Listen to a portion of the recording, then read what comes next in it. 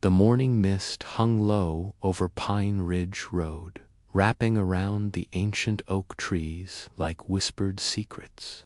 Sarah Mitchell pulled her worn coat tighter as she walked along the quiet forest path, her footsteps barely audible on the damp earth. The white lace dress she wore beneath her coat had once been beautiful, but now it showed the signs of too many sleepless nights and worried days. In her trembling arms, she carried 2 small bundles wrapped in soft blue blankets. The twin boys, barely 3 months old, slept peacefully against her chest, unaware of the storm raging in their mother's heart.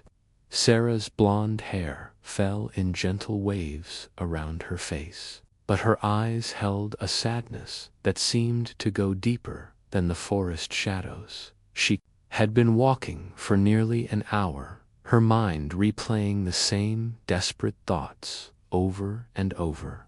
The eviction notice crumpled in her coat pocket felt heavier than the babies she carried. 3 months behind on rent, no job, no family to turn to.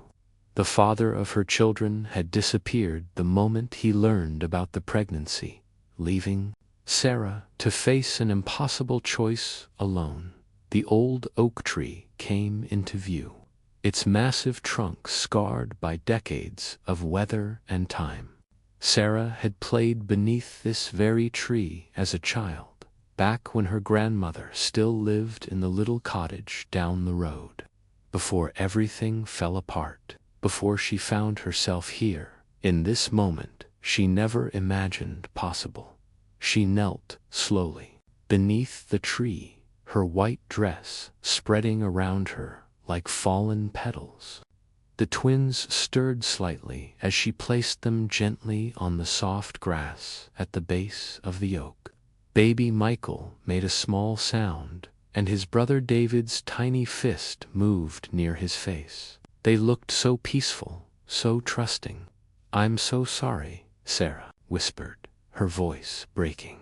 "I love you both so much, but I can't. I don't know how to take care of you. You deserve better than what I can give you." Tears fell silently down her cheeks as she stood, backing away slowly. Her heart felt like it was tearing in two with each step. She had left a note tucked between the blankets, explaining everything, hoping that whoever found them would understand and give her precious boys the life she couldn't provide. From the main road, the sound of an expensive car engine grew closer. Sarah froze behind a cluster of trees, watching as a sleek black sedan slowed and then stopped. The headlights cut through the morning mist, and she held her breath. The car door opened, and a tall man in a dark coat stepped out. Even from a distance, Sarah could see the quality of his clothing, the confident way he carried himself.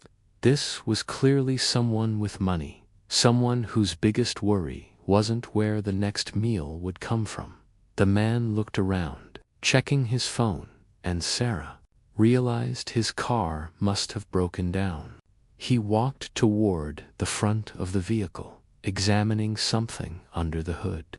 That's when the sound reached Hima, soft crying from the direction of the old oak tree. Michael had woken up and was beginning to fuss. The man's head turned sharply toward the sound, his expression changing from mild annoyance to deep concern.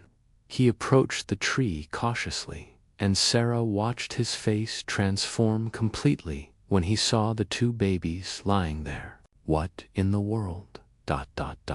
he murmured, immediately kneeling beside them. His voice was gentle, cultured, but filled with genuine alarm. He looked around frantically, as if expecting to see their mother nearby.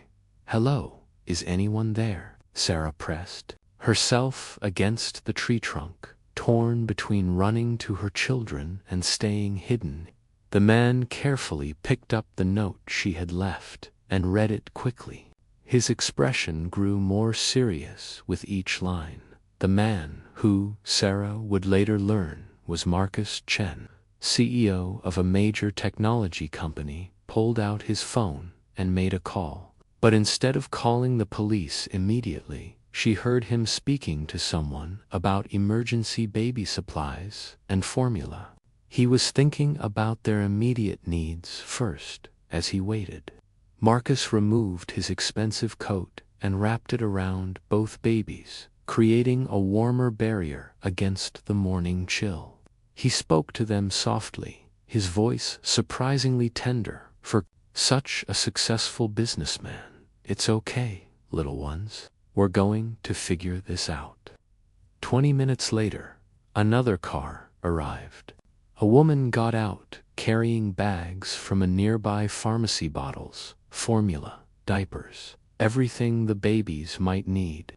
Sarah recognized her as Marcus's assistant, someone he must have called to help.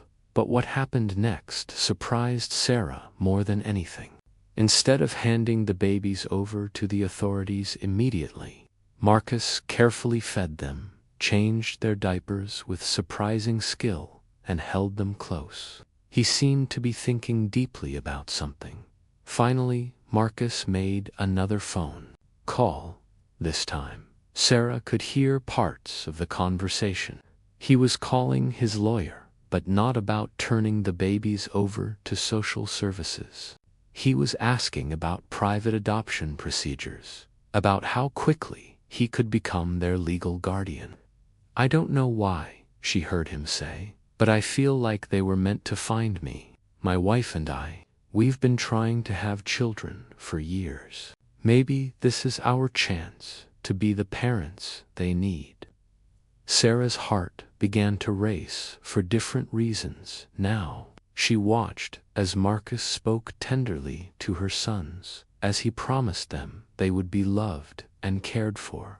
This wasn't just charity or obligation. She could see genuine affection already forming in his eyes.